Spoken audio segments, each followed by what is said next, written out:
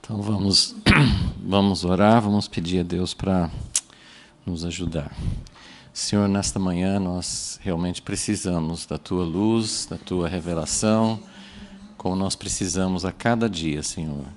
Ó Deus, há situações difíceis na nossa vida, há situações difíceis também que vemos no passado e nós queremos entender os Teus caminhos, queremos entender melhor sobre quem Tu és, como o Senhor age, por que o Senhor age. Sabemos que há muitas perguntas nossas que não têm respostas, mas algumas coisas o Senhor quer revelar, por isso que nós temos a Tua palavra, porque o Senhor deseja se comunicar conosco, o Senhor deseja que nós busquemos o conhecimento de Ti, não só uma coisa superficial, saber que o Senhor existe, mas toda essa palavra que o Senhor deixou para nós é para nos mostrar algo muito mais profundo, Senhor, e nós queremos cavar, queremos nos aprofundar para que o Senhor nos mostre os Teus caminhos, Senhor.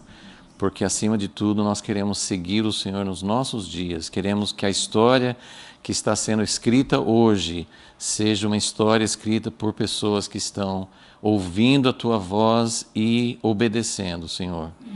Que o Senhor nos revele nesta manhã algo mais sobre os Teus caminhos. Pedimos em nome de Jesus. Amém. Ok, então, desde semana passada nós estamos vendo a etapa final dessa parte da história, que é a queda de Jerusalém. Na semana passada nós olhamos 2 Reis 25. Esse mesmo texto de 2 Reis 25 também está em Jeremias 52, quase idêntico. E depois nós olhamos também o último capítulo de 2 Crônicas, capítulo 36, e vimos algumas coisas ali.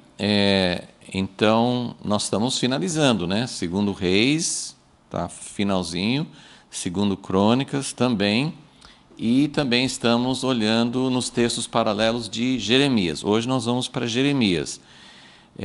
Ele conta, no livro de Jeremias, ele tem um relato que nós vamos seguir hoje, segundo Jeremias 39.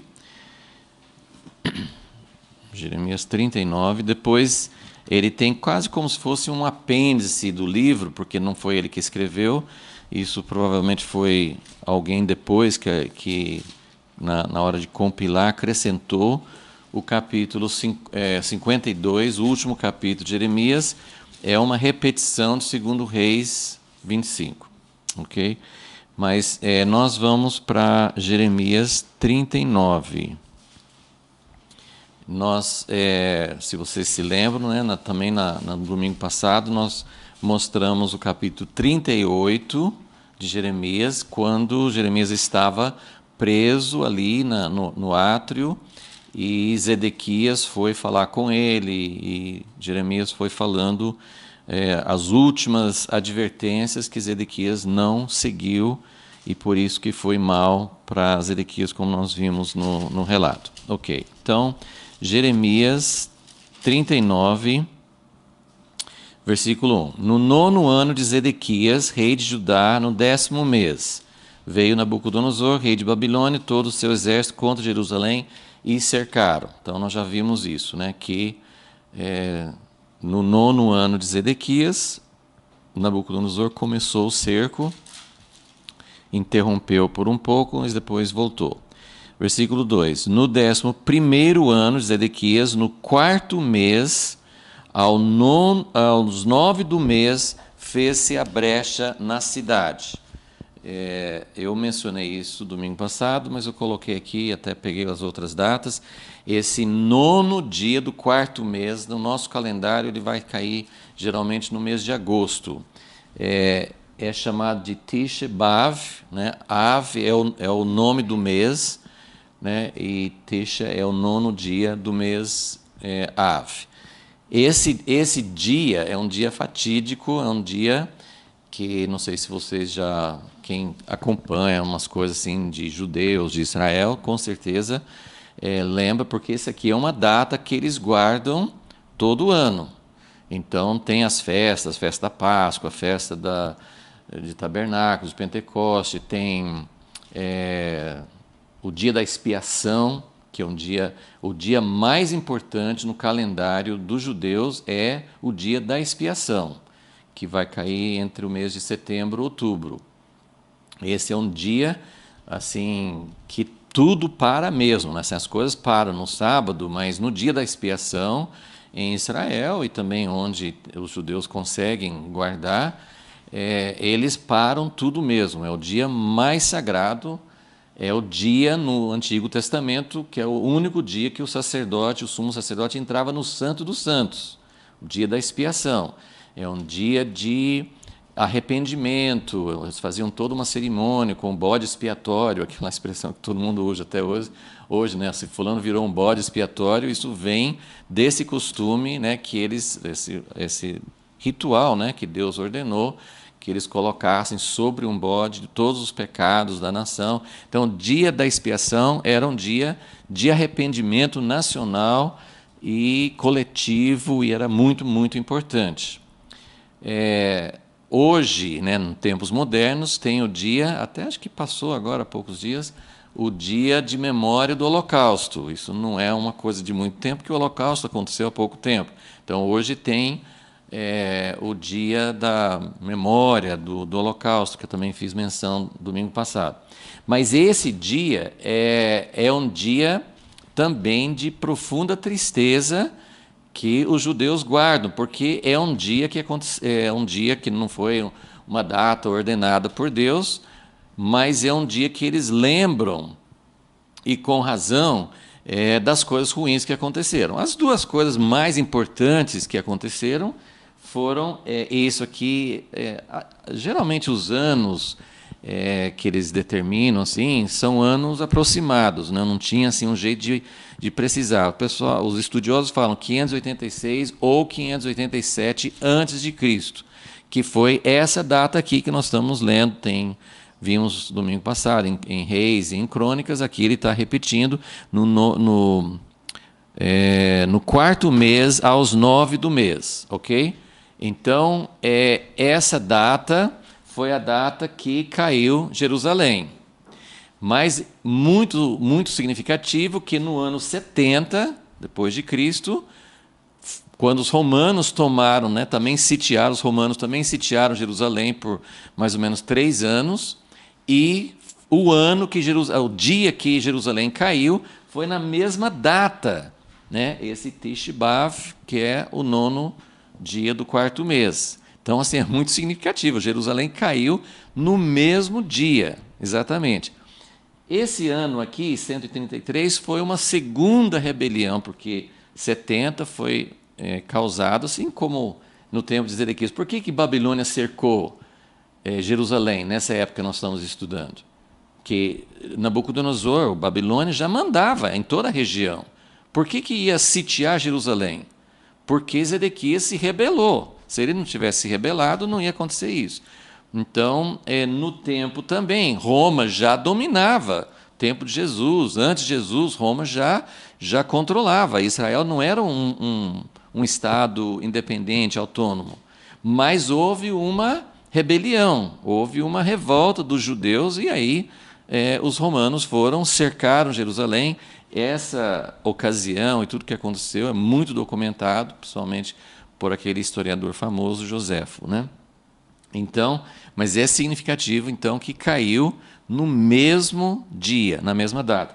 Em 133 houve uma outra rebelião, né? Mais uma vez os romanos, ainda era Roma, nessa data, assim, eles falam que houve um massacre, porque Jerusalém, acho que nem tinha muita, depois de 70, Jerusalém não voltou a ser uma cidade forte, mas foi uma data que aconteceu, assim, a Roma acabou com a rebelião e matou muitos judeus, então aconteceu algo significativo na mesma data.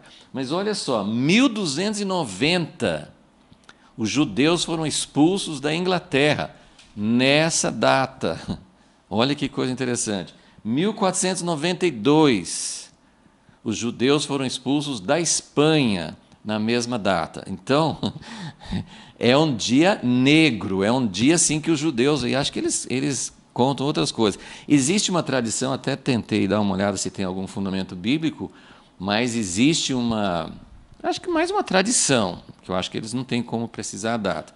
Mas existe uma tradição que quando os espias, lá antes, bem antes disso aqui, quando Moisés mandou os espias para espiar a terra, e os espias voltaram e falaram, não dá para, 10, né, falaram, não dá para a gente entrar na terra, dizem que foi na mesma data, mas isso eu acho meio difícil de ter certeza se foi nessa data ou não.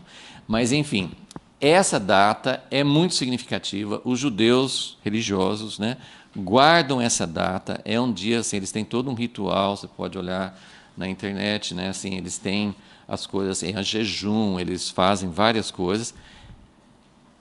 E pensem comigo, qual a parte da Bíblia que eles leem nessa data, os judeus? O que vocês acham? Eles pegam, porque eles têm várias coisas, por exemplo, o livro de Ruth é lido sim numa data especial.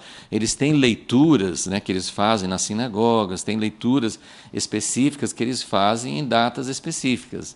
E, por exemplo, a Páscoa, né, é uma data que Deus falou, é para vocês guardarem por todas as gerações. É uma data alegre, porque eles estão comemorando a libertação do Egito, a libertação da escravidão, Cordeiro, e isso nós, como cristãos, nós continuamos com a mesma ideia, assim, nós comemoramos a ceia do Senhor, é uma sequência, né, é um cumprimento da Páscoa.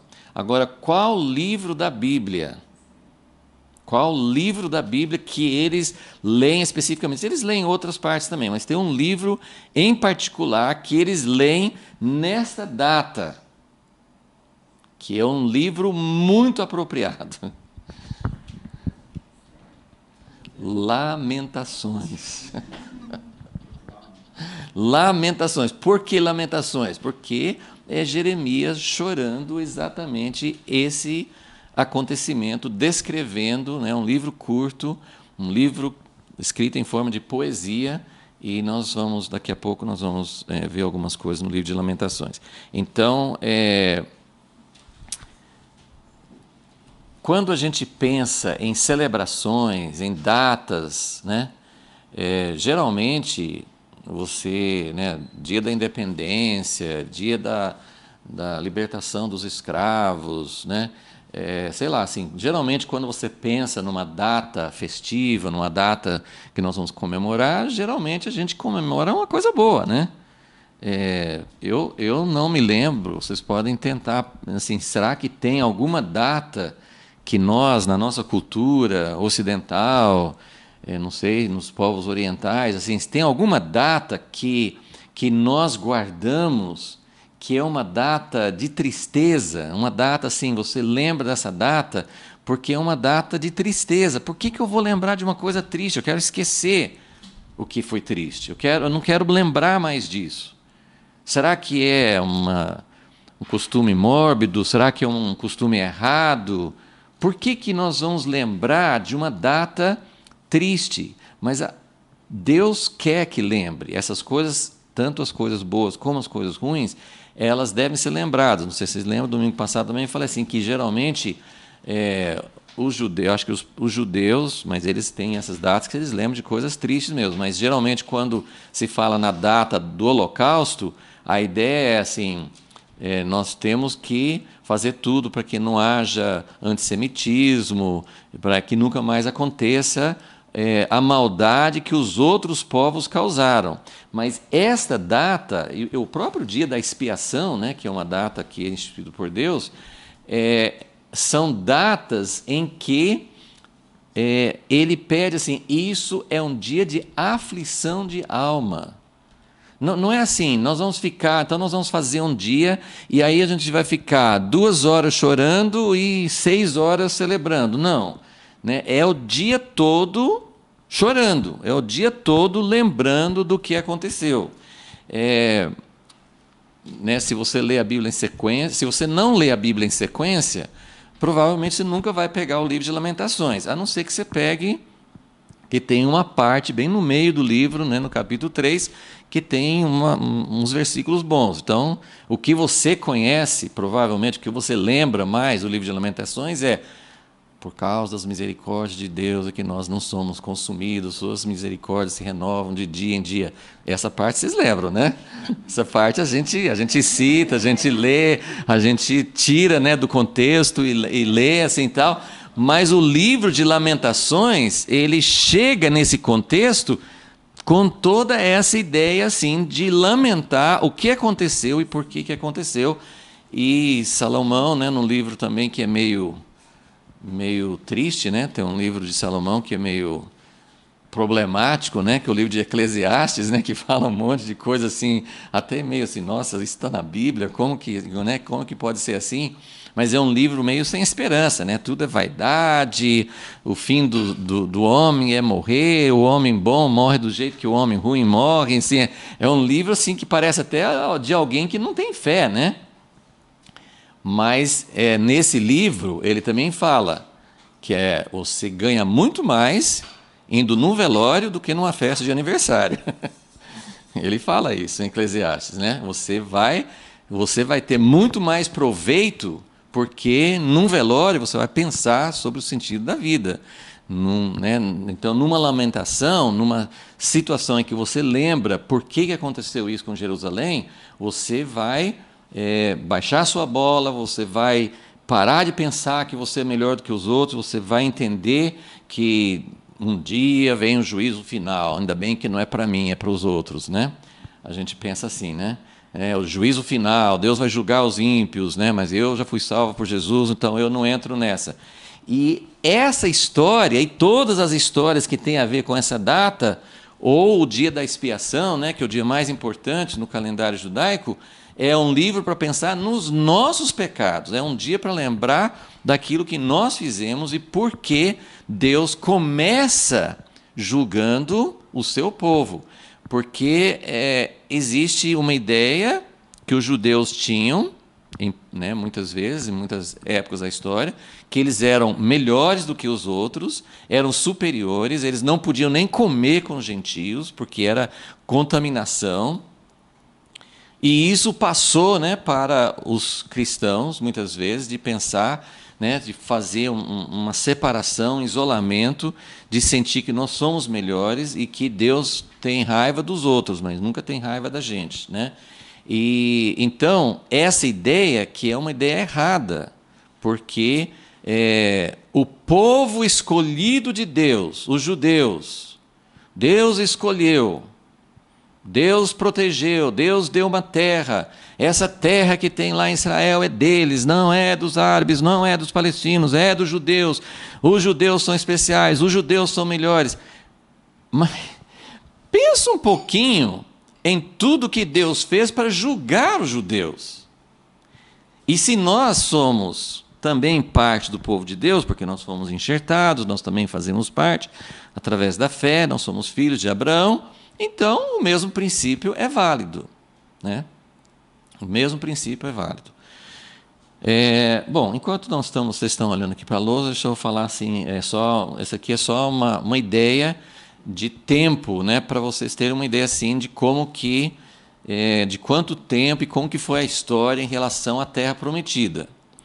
São datas aproximadas e arredondadas, né? Por exemplo, esse 586 ou 587, né, eu arredondei para 600. E essa data de 1400 também é aproximada, assim, existem discussões sobre exatamente quando que Josué realmente entrou na Terra. Mas eu estou considerando, né, uma ideia aproximada. Então, quais foram os períodos que Israel estava na Terra? Então, 1400 a.C., seria a data, se você tiver espaço, quiser colocar assim, a data de Josué, né? Então foi quando Josué entrou com o povo, né? Passou o Jordão e entrou na Terra Prometida. Então, desde 1400 a.C. até essa data que nós estamos vendo agora, né? Que inclusive, né? Deixa eu lembrar, né? Que a gente falou isso já há várias semanas. Houve 3 etapas de de Babilônia levar o povo para o cativeiro, né? O primeiro aconteceu quando Daniel foi, que foi o ano mais ou menos de 605 a.C. Então essa data realmente está... E essa data de quando Daniel foi para o cativeiro é a data que marca o início dos 70 anos.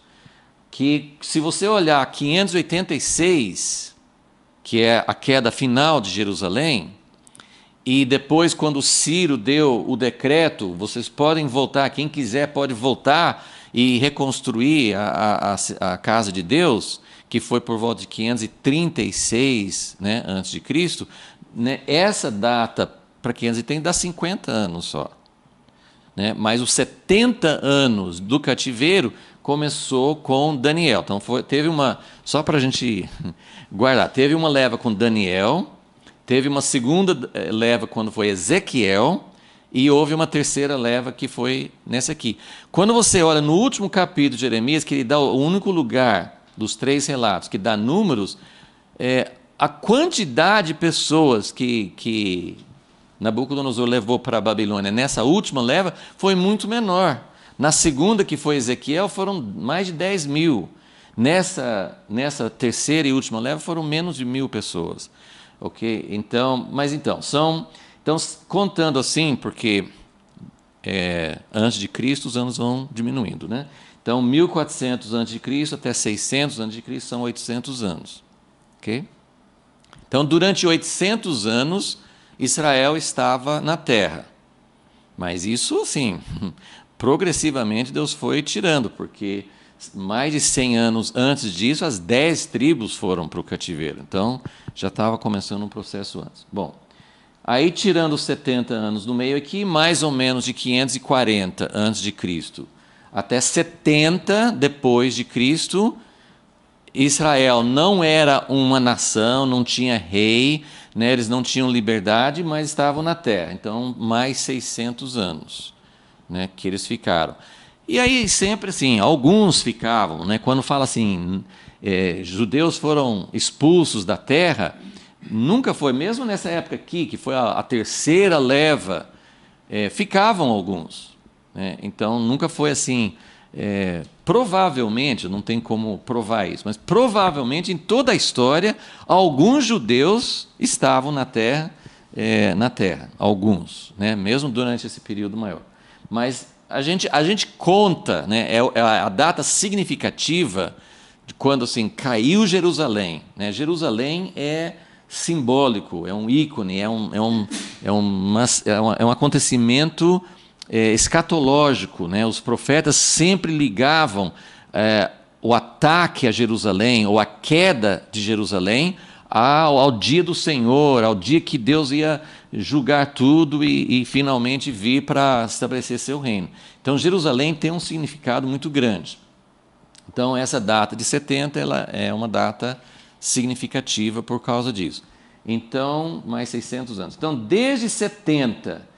Aqui também, assim, porque as coisas não acontecem tudo de uma vez. Eu estou considerando 1917, foi o fim da Primeira Guerra, porque houve um decreto que é muito conhecido, que é muito considerado assim, como também uma data histórica, foi a Declaração Balfour, né, porque tinha um senhor Balfour na Inglaterra que sugeriu, mas foi um decreto da Inglaterra, que a Inglaterra, depois da Primeira Guerra, caiu o Império dos Otomanos, dos turcos, e a terra de Israel, pela primeira vez em séculos, saiu das mãos de árabes ou turcos, né, que durante esse longo período, estou colocando aqui 1850 anos, 1850 anos, desde 70 até 1917, né, estou arredondando, né? Mas aproximadamente 1850 anos que os judeus estiveram sem direito, alguns estavam lá, mas sem direito legal de estar na terra de Israel. Tá? Então, eu só queria assim, que vocês comparassem, né? 800 mais 600 são 1.400. Então, eles estiveram fora mais tempo do que dentro, né? Que você pode somar 1850 mais 70 anos aqui no meio, vai dar quase 2.000 anos, né? 1920 anos. Né? Então, é muito tempo fora da terra. Então, só para a gente ter assim, uma ideia, e nós já passamos, né? Estamos em 2019, então nós já passamos de 100 anos que essa situação foi revertida. A gente considera muito o ano de 1948, quando Israel se tornou um Estado. Mas desde quando os judeus tiveram direito, mas muita luta, toda essa história é bem complexa.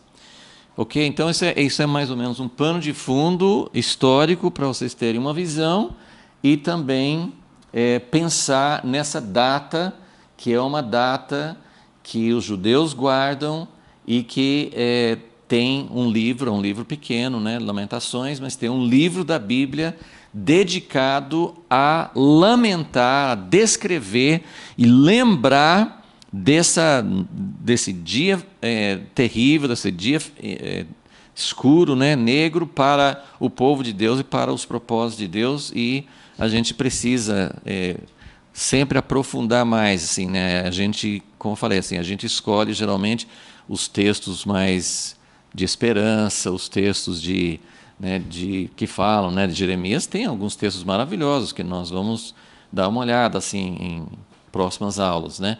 Mas nós precisamos pensar no juízo de Deus e nesse sentido que eu falei, assim, a gente às vezes fala assim, vou gastar 5 minutos, né, meia hora pensando no arrependimento, mas aí eu não quero ficar pensando muito sobre isso, eu quero já passar, né, vira essa página e vamos começar a falar da esperança. É verdade, não é para a gente ficar só pensando na tristeza, porque Jesus nos trouxe esperança. Então, é para ter esperança, e você pode, né, o próprio livro de Lamentações, como eu falei, no meio do livro ele fala de esperança. Então, dificilmente os salmos, né, a maioria, eu lembro assim, na leitura de Salmos, não sei se é 89, tem um salmo que não tem nada de positivo, nada de esperança, só falando de tristeza, é um salmo, vamos dizer assim, depressivo, mas para Deus não é depressão, para Deus é arrependimento, né? Arrependimento, e nem sempre você tem que... Não, mas não pensa muito sobre isso, né? Não vamos ficar tristes, gente, vamos virar lá assim, tem esse texto que fala do pecado, mas vamos falar logo sobre a restauração, vamos falar sobre a renovação, vamos falar sobre a esperança em Jesus. Isso tem um valor, mas às vezes nós precisamos fazer uma assembleia solene, às vezes nós precisamos fazer um dia de memória realmente do pecado e do nosso arrependimento, para que isso tenha efeito em nós. E durante essa aula, na próxima, sei lá, assim, eu quero explorar um pouco mais isso. Por quê? Né? Começamos falando domingo passado. Por quê? Por que Deus foi tão drástico? Ele não podia só...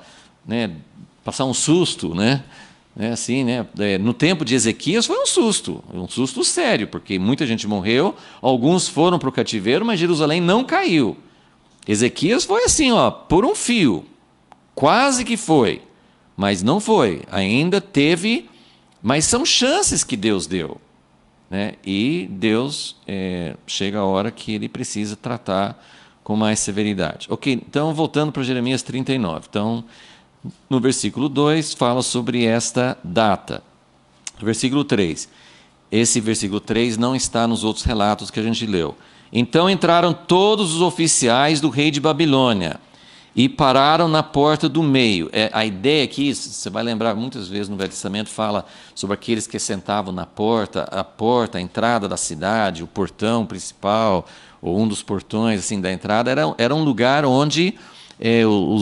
os anciãos, os juízes, aqueles que eram o conselho da cidade, aqueles que tinham autoridade na cidade, era onde eles se reuniam e onde eles passavam, tomavam decisões. Então, aqui os oficiais babilônios estavam entrando e tomando lugar de autoridade na cidade. Então, eles entraram e pararam na cidade, e aí fala o nome deles, né? Eu não vou repetir agora esses próximos versículos, porque nós já lemos no relato de 2 Reis 25. essa parte do versículo 4 até o versículo... vamos, assim, tem no outro relato, mas vamos recomeçar no versículo 8. Os caldeus queimaram a fogo a casa do rei e as casas do povo e derrubaram os muros de Jerusalém. Ao resto do povo que ficara na cidade, aos desertores, lembra que eu falei sobre isso, né? Durante esse período do cerco, algumas pessoas estavam passando para o lado dos babilônios e eram considerados desertores, né? Aos desertores que se tinham passado para ele, ao resto do povo que havia ficado, levou, né, Nebuzaradão, comandante da guarda imperial, para a Babilônia. Mas, olha como essa é uma parte assim de quando passa muito tempo fazendo injustiça e a gente pensa assim que Deus não está olhando, poxa, mas parece que Deus não faz nada, porque a gente quer justiça rápida e na verdade é o certo, né? Quando Deus está reinando, quando Deus está realmente no controle, ele age rápido.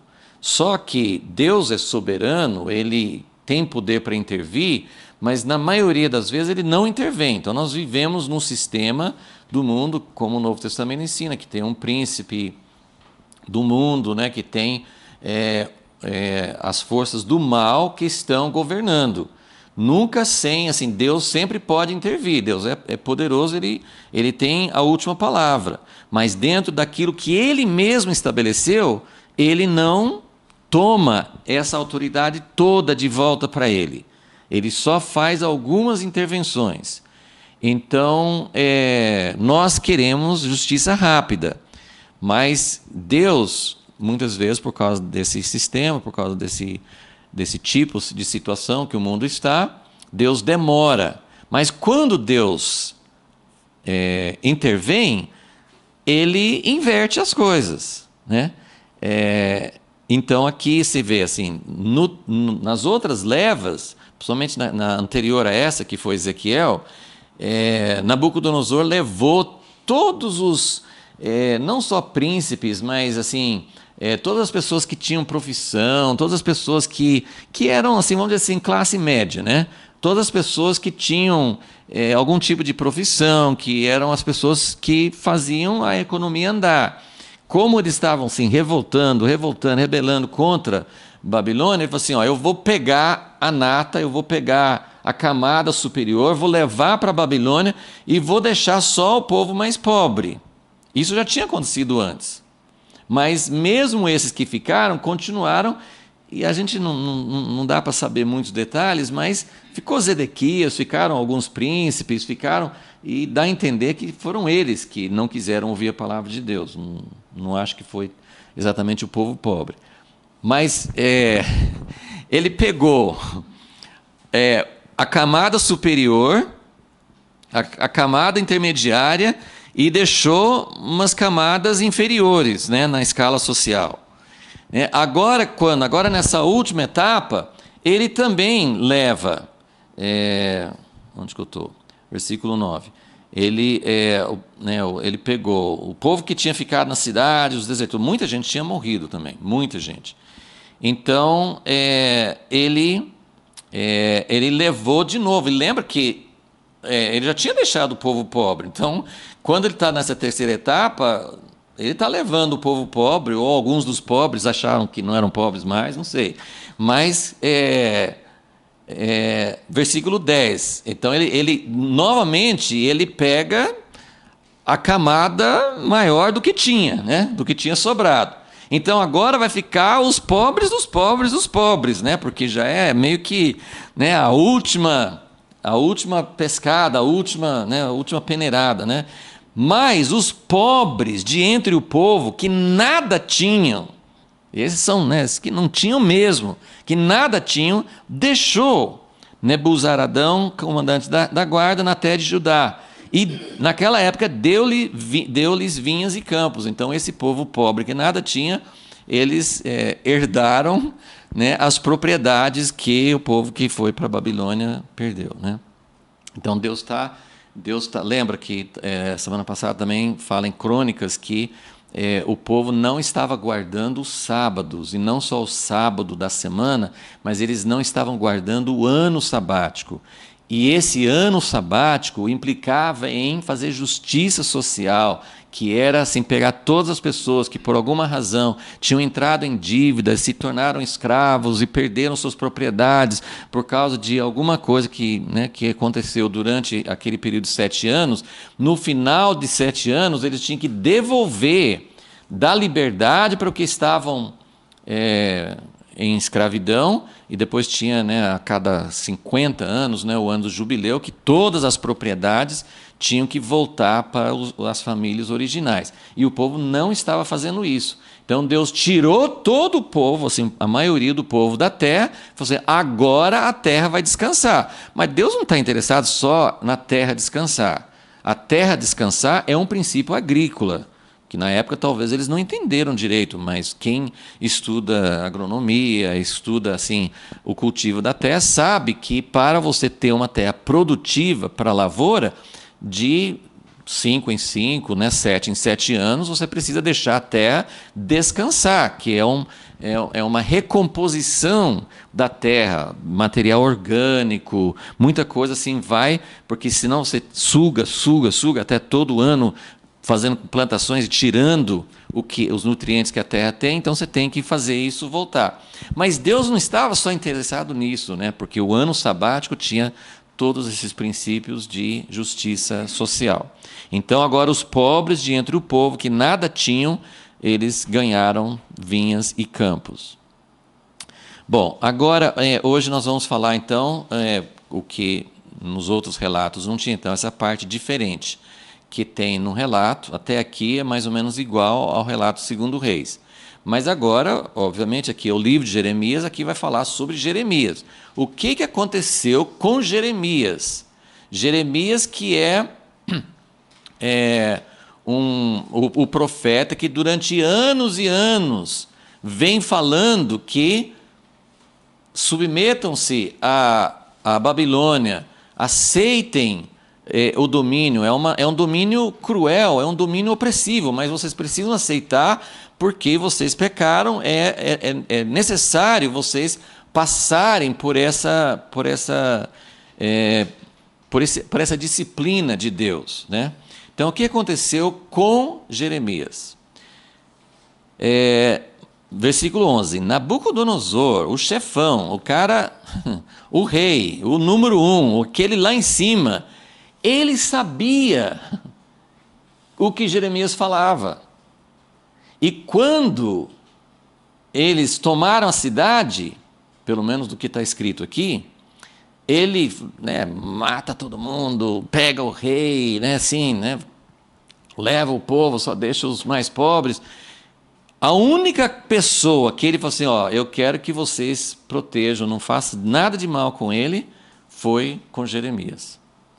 Nabucodonosor havia ordenado a Nebuzaradão, comandante da guarda imperial, acerca de Jeremias: toma-o e põe sobre ele os teus olhos. Não lhe faças nenhum mal, mas como ele disser, assim procederás com ele. O que ele quiser, ele tem carta branca. O que ele pedir, você pode dar para ele.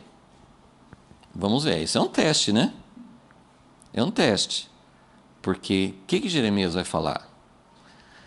Ufa, vou sair da prisão, agora todos os que não me ouviram, ou morreram, ou vão para cativeiro, agora eu estou por cima, Eu estava lá embaixo, eu estava preso, agora eu vou ficar por cima. Será que é isso? Pelo que o comandante falou versículo 13, falou com os oficiais, mandaram retirar, versículo 14, Jeremias do átrio da guarda, entregaram a Gedalias para que o levasse para casa. Assim ficou ele entre o povo. Versículo 15 é um tipo de parênteses. Deus dá uma palavra para ele ainda antes desse momento, Deu o Senhor uma palavra a Jeremias, estando ele ainda encerrado no ato da guarda, dizendo: vai e dize a Ebed-Meleque o etíope. Quem é esse cara? Por que Deus ia mandar uma palavra para um etíope? Quem é esse cara? Né? Ninguém lembra, né? Mas é no capítulo, 2 capítulos antes, é aqui pertinho.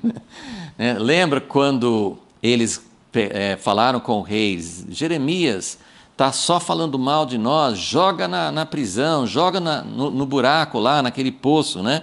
Então eles jogaram dentro do barro, né? Dentro de uma cisterna funda. E foi esse, de todo, né, poderia ter sido qualquer um, judeu, temente a Deus. Não, foi um etíope. Né? A ideia é assim, ele não era do povo de Deus. Né? Era um estrangeiro que estava lá.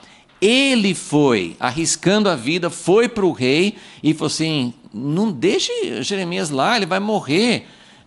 E Zedequias aquele assim, manda jogar, ele jogava, né? Manda tirar, ele tirava, né? Então esse etíope foi falar com o rei falou assim, não, pode tirar. O etíope foi com muito cuidado, jogou panos lá com cordas para tirar Jeremias sem machucar, né? Cuidou de Jeremias, né? E Deus deu uma palavra para ele. Vai, diz Ebed-Meleque, o etíope, assim diz o Senhor dos Exércitos, eu cumprirei as minhas palavras sobre esta cidade, para mal e não para bem.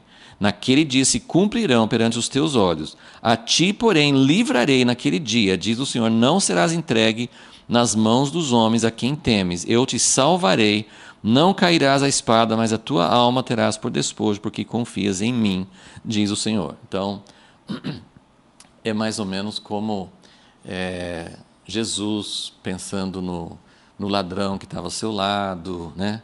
Em vez de ficar pensando, Deus, o Senhor não vai me livrar, Jesus foi dar uma palavra de conforto para o ladrão. Então, Jeremias que está sofrendo, Deus dá uma palavra, né? A Jeremias podia falar assim, ó Deus, o Senhor não tem uma palavra para mim também? Né? Não, né? Mas ele deu essa palavra, foi...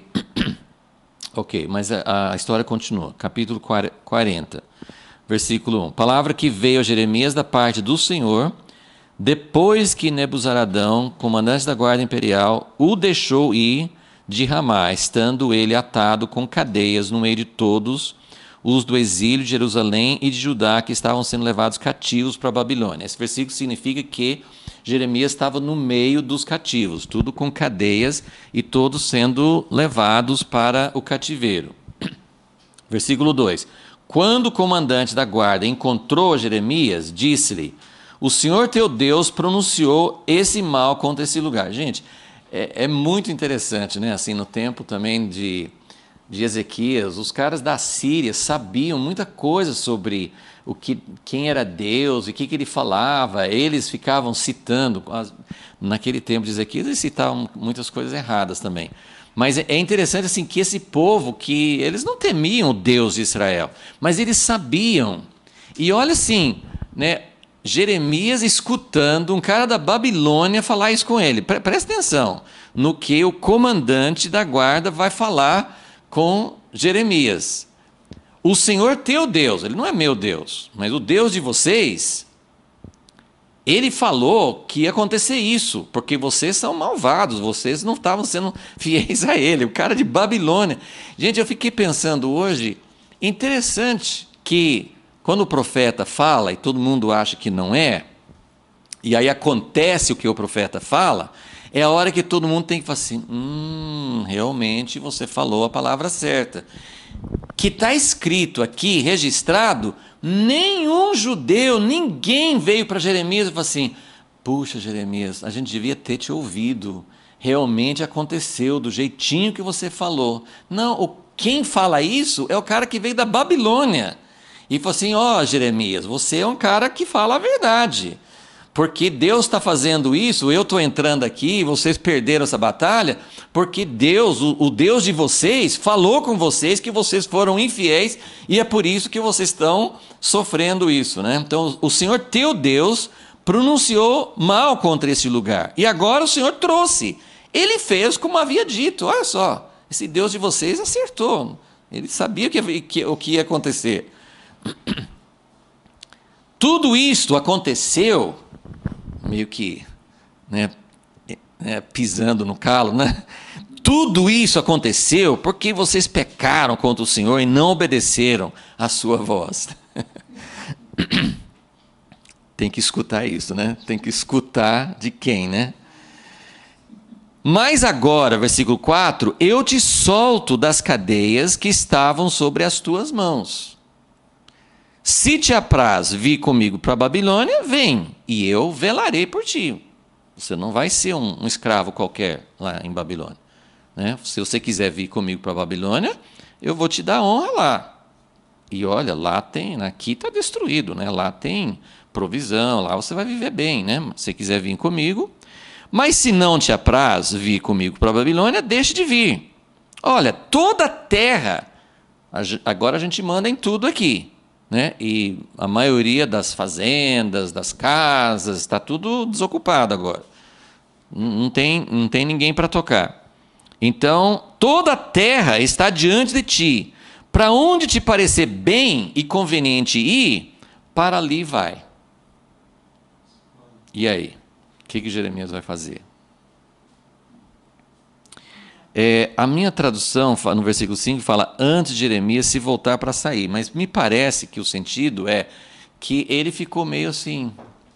Realmente ele não sabia o que fazer.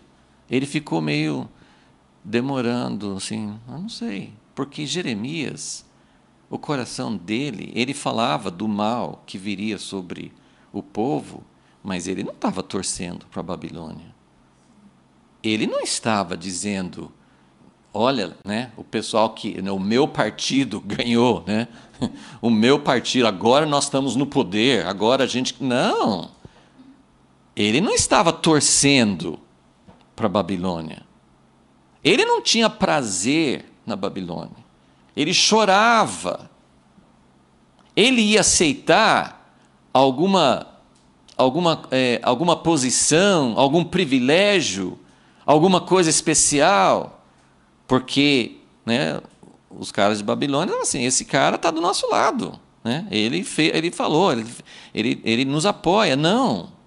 Então Jeremias, ele não sabe, porque Jeremias, ele está com o povo de Deus.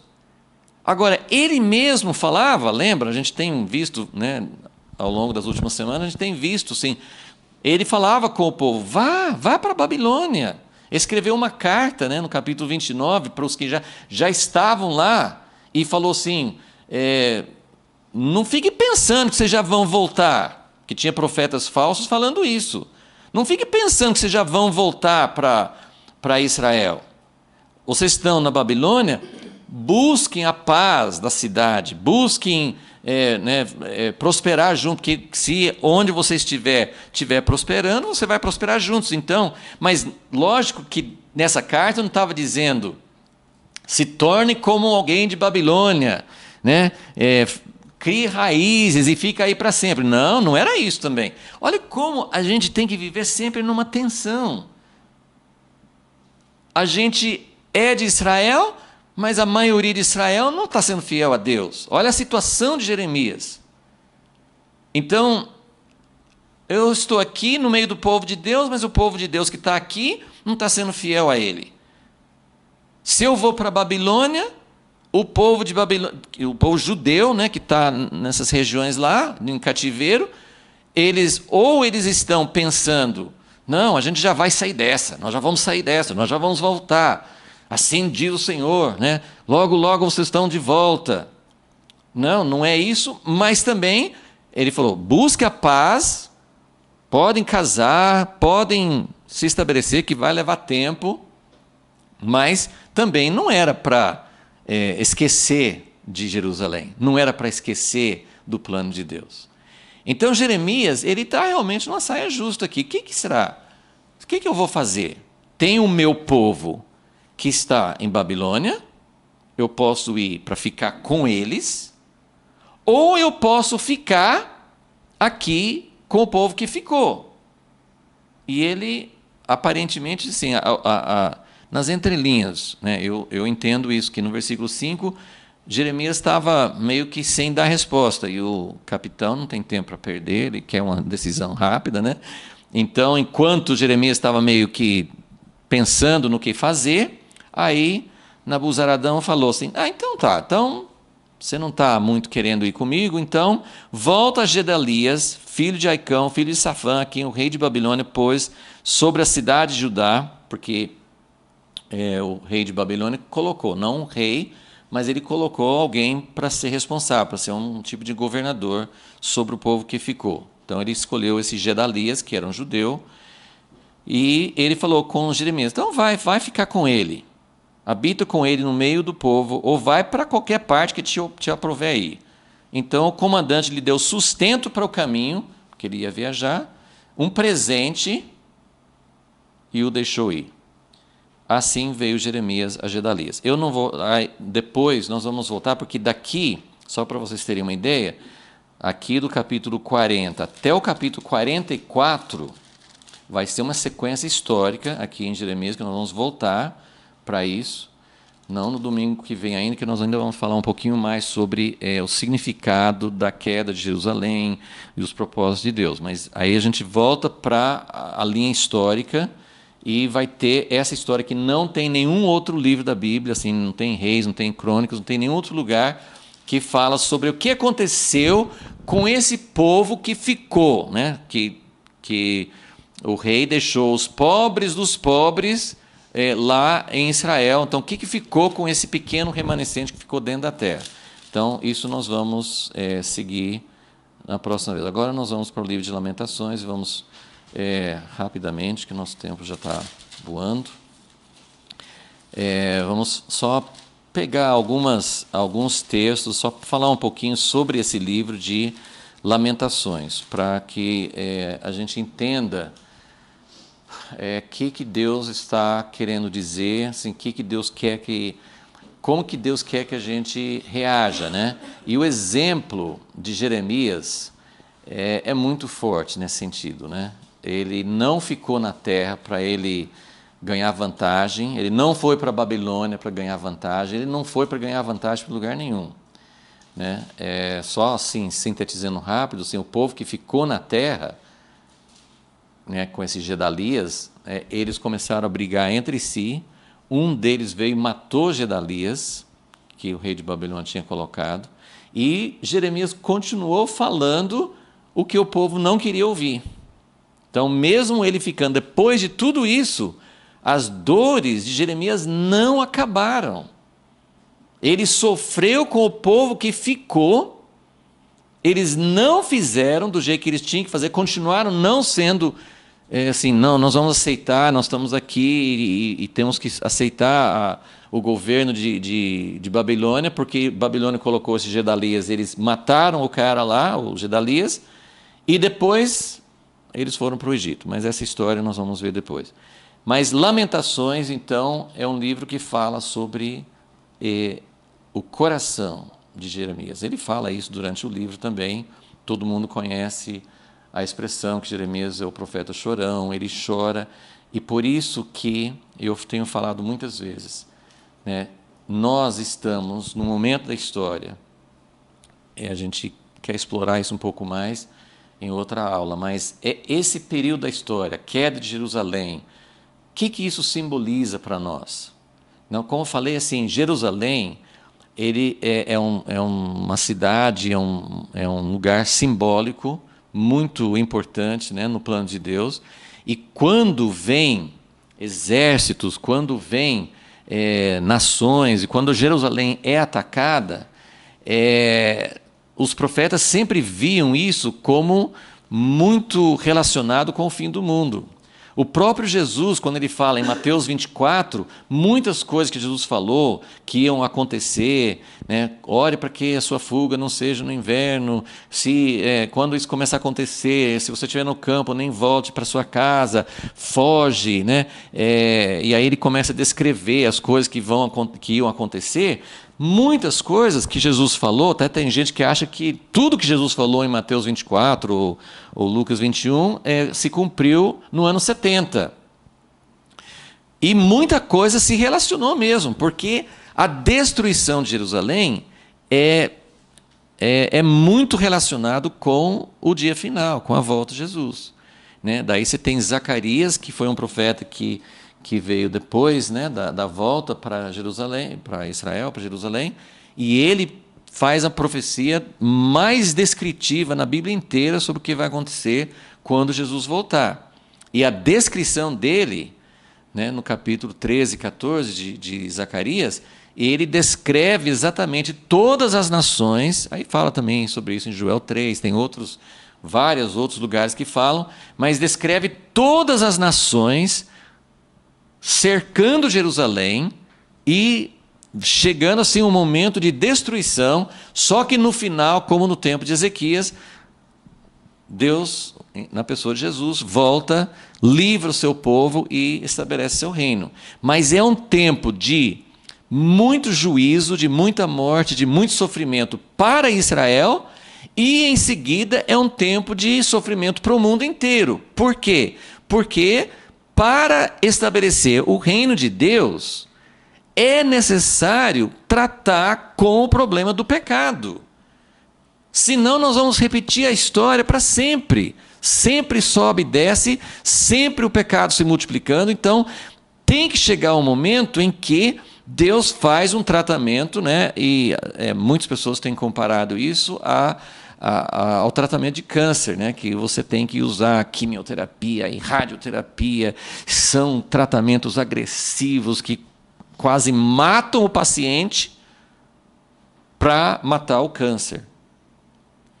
Então, o tratamento de Deus é mais ou menos isso, né? Tem que matar o pecado, tem que extirpar, tem que tirar. Então, se você lê o livro de Lamentações, a maior parte do livro está falando assim, quase como se, não, acabou.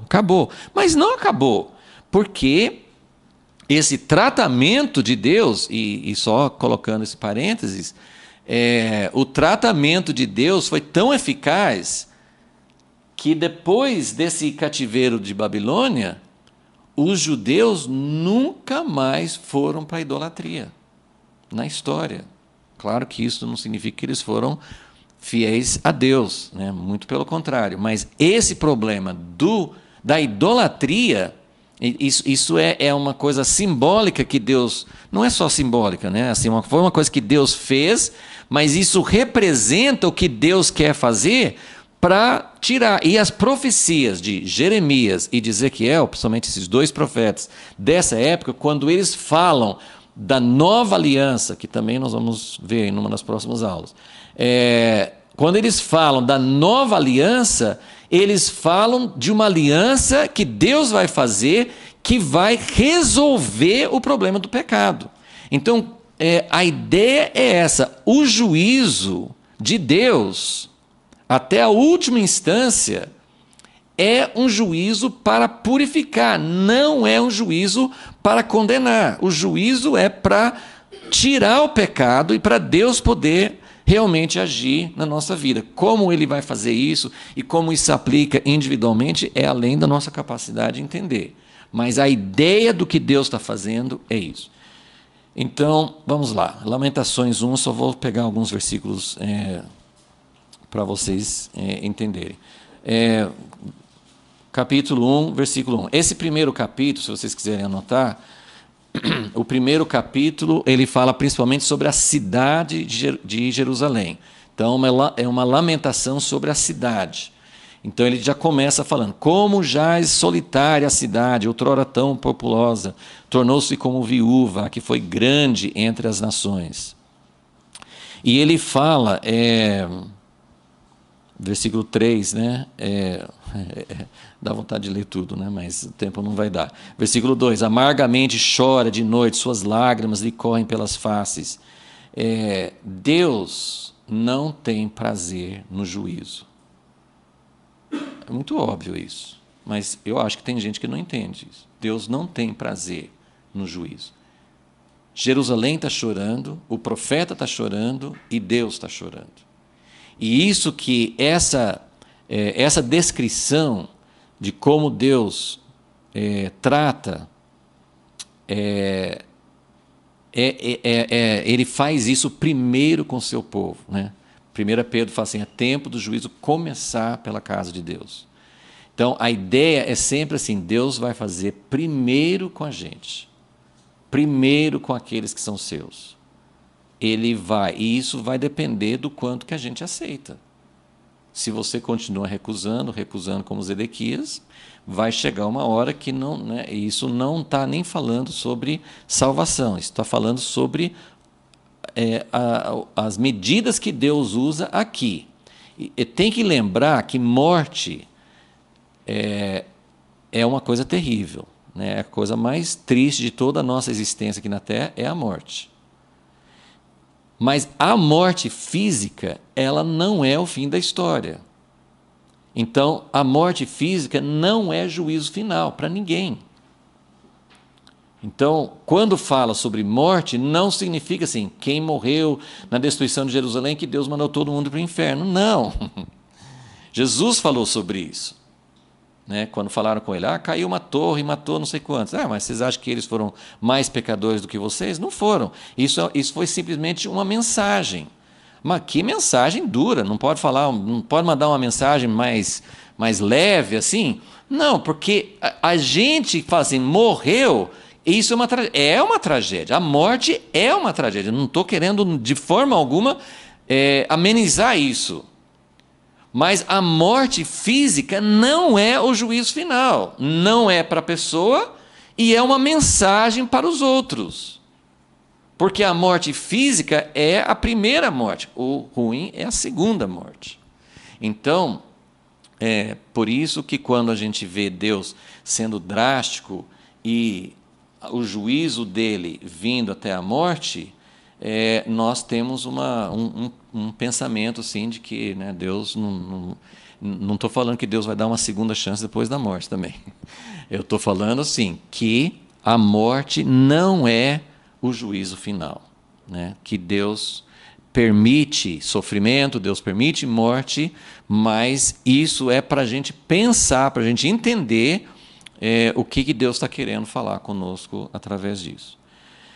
Então, ele fala no versículo 3, depois de sofrer aflição e dura servidão, Judá foi para o exílio. Habita entre as nações, não acha descanso. Se você olha esse quadro que eu coloquei aqui, que 70 anos é bastante tempo. Acho que ninguém aqui, se fosse para o cativeiro hoje, né, alguns mais jovens teriam a chance de estar vivo daqui a 70 anos, mas quase ninguém, né? É muito tempo, mas pense em 1850 anos, que foi esse cativeiro aqui, depois da destruição de Jerusalém. Então, essa lamentação, por isso que ela serve para nós hoje, porque não foi só em 586 que Deus julgou Israel. Deus julgou Israel no ano 70 e outras etapas. E isso nós estamos falando sobre Israel e as coisas que Deus faz com a igreja. Perseguição não é cativeiro. Perseguição por causa da fé não é cativeiro e não é castigo. Perseguição, cristãos que estão morrendo hoje por causa da fé, não entra nesse caso. Nós estamos falando sobre juízo, quando Deus tira da terra. Então, olha só o versículo 7. Nos dias da sua aflição e das suas rebeliões, lembra-se Jerusalém de todas as suas a minha tradução, mais queridas coisas. Outros falam coisas preciosas ou tesouros. Então, você lembra, na semana passada, quando a gente leu em 2 Reis, né? Muitos não estavam aqui semana passada, então não tem como lembrar. Mas está lá em 2 Reis 25. Né? Ele descreve todas as coisas preciosas, né? Como, né, eles queimaram a casa de Deus, mas eles pegaram todos aqueles instrumentos, aqueles vasos, aquelas coisas que foram feitas com anos, com artesanato, com muito cuidado.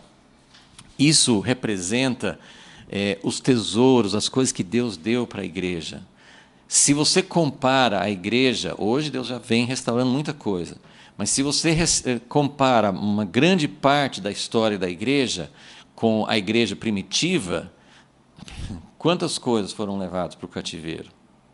Quantas coisas foram perdidas? Então, aqui ele está falando, Jerusalém lembra das suas mais preciosas coisas que teve nos tempos antigos. Né? Versículo 10. Estendeu o adversário a sua mão a todas as coisas mais preciosas dela. Ela viu entrar no seu santuário as nações que proibiste entrar na tua congregação. Porque Deus falava assim, não é para entrar pessoas impuras, pessoas que não fazem parte da aliança. Então, todas as pessoas que... Né, isso aconteceu no tempo de Roma, aconteceu em outras épocas, de pessoas profanarem, de pessoas destruírem as coisas sagradas. E isso tem acontecido na igreja também. Gente, nós vamos ter que parar, porque para chegar até o capítulo 5 de Lamentações, eu vou até depois do meio-dia. Então, nós vamos retomar isso na semana que vem. Né? Se você tiver a oportunidade, se você puder, leia o livro de Lamentações, eu acho que vai ajudar. Então, nós vamos voltar a falar. Deixa eu só ler no versículo 16, só para duas coisinhas que eu vou chamar a atenção no capítulo 1. No versículo 16, é o profeta falando, por estas coisas choro, e os meus olhos se desfazem em águas. Afastou-se de mim o Consolador, que devia restaurar o meu espírito. Os meus filhos estão desolados, porque o inimigo prevaleceu. E no versículo 18, ele reconhece que tudo que está acontecendo, e isso é uma atitude que não é fácil ter. Porque quando nós estamos passando por provações, por adversidades, a primeira tendência nossa é reclamar. Né? Eu não mereço isso, isso não devia estar acontecendo comigo, né? Não é assim que a gente fala? E se você fala com Deus, não tem muito problema. Deus que vai examinar o seu coração, eu não sei, né? Fale com Deus e veja o que ele fala, né? É ruim você começar a falar com outros, né? Para, difamar Deus, né? Deus não gosta disso, isso não é uma coisa certa. Mas, se Deus não tivesse misericórdia, todos nós teríamos sido fulminados há muito tempo, né? Porque isso a gente faz, de várias formas. Mas Jeremias, ele está junto, assim, o que eu quero enfatizar é que Jeremias, ele, naquela escolha que ele teve, ele não saiu fora do sofrimento. Ele teria a oportunidade, quando Babilônia entrou, ou ficando na terra, ou indo para a Babilônia, ele teria a oportunidade de ficar assim, numa classe à parte. Eu estou fora do sofrimento, porque eu vi o que era certo, na hora certa, então agora, né, todo mundo está sofrendo, mas eu estou fora, porque eu estava sendo fiel, eu mereço isso. E Jeremias não escolheu isso. Ele continuou sofrendo, e mesmo que ele estivesse numa situação boa, protegida, o coração dele está chorando. O coração dele está assim, porque ele não tem prazer. E como que a gente pode aplicar isso na nossa vida? Eu não posso ter prazer no sofrimento dos outros, porque toda a humanidade, Deus ama a todos, Deus está querendo trazer para si.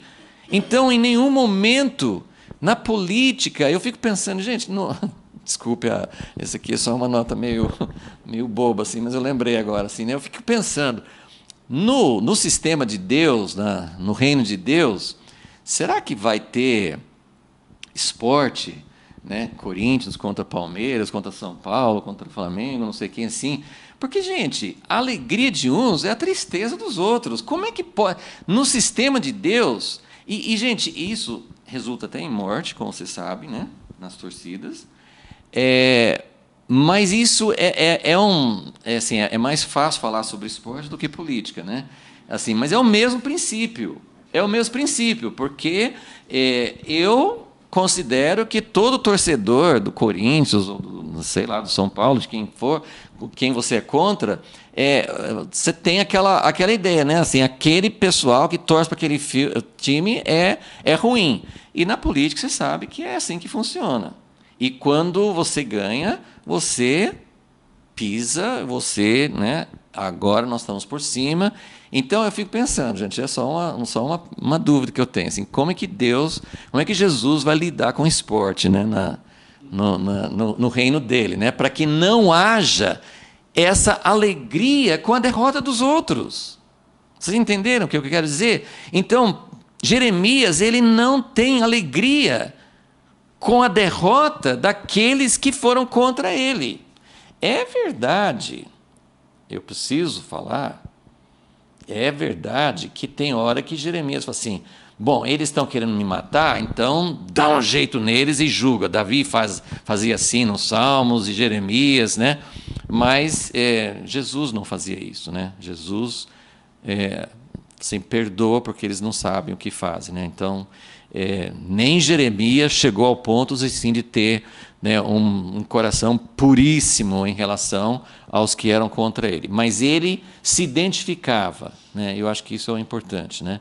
E, só terminando, então, versículo 18, ele fala, justo é o Senhor, contudo me rebelei. Ele se identifica, ele não se coloca assim, eles se rebelaram. Jeremias fala assim, eu me rebelei contra os seus mandamentos, ouvi todos os povos, vede a minha dor. Ok? Então, nós vamos terminar aqui e vamos pedir que o Senhor nos ajude a fazer memória, não só das coisas boas, mas que nós possamos lembrar que nós fazemos parte de um povo que desde lá atrás foi rebelde, foi idólatra, e que Deus está trabalhando conosco e Ele não vai desistir. Mas o juízo de Deus não é para nos destruir. O juízo de Deus, isso vale para a igreja e isso vale para todos. O desejo de Deus, a Bíblia fala, Deus não deseja que ninguém pereça. Né? Ele fala com Ezequiel, não tenho prazer na morte do ímpio. Ele precisa tirar o pecado para que ele possa restaurar o jardim do Éden e a habitação dele e o reino dele. Ele precisa tirar o pecado, ele precisa tratar. E a lição principal para nós é uma oração perigosa, mas se você tiver coragem, faça. Deus, trata comigo agora.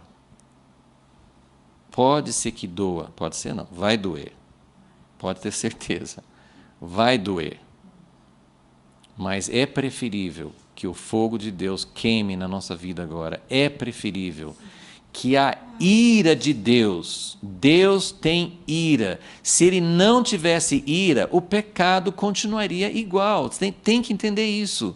Se Deus não tem ira contra o pecado, se Deus não declara guerra contra a injustiça, contra o egoísmo, contra tudo que é feito de maneira errada, se Deus não tem ira, então Deus é um Deus que permite tudo e vai continuar fazendo mal para nós e para os planos dele. Então Deus tem ira, mas a ira dele é contra o pecado. Ele quer extirpar o pecado da nossa vida e de toda a humanidade. Senhor, nós queremos realmente ouvir a tua voz. Queremos, Senhor, nós reconhecemos que o nosso coração sempre vai escolher aquilo que é mais fácil, aquilo que vai nos poupar. Nós queremos poupar a nós e nós queremos poupar os outros. Mas, Senhor, nós queremos que o Senhor trate, ainda que seja com prejuízo para nós. Nós pensamos que é prejuízo, pensamos que é terrível destruir Jerusalém e ter tanta ruína, mas é necessário destruir para poder construir algo permanente e puro. E pedimos, ó Deus, com muito temor no nosso coração, pedimos que o Senhor faça isso, para que realmente o Senhor possa nos usar para levar o teu reino para outras pessoas. Que nós possamos ter o coração de Jeremias, que possamos chorar, que possamos sentir o teu coração e não o desejo de estar numa classe superior aos outros, Senhor, com privilégios especiais. Nós queremos fazer parte daquilo que o Senhor está fazendo, queremos nos identificar com o teu povo. Em nome de Jesus, Senhor, te pedimos. Amém.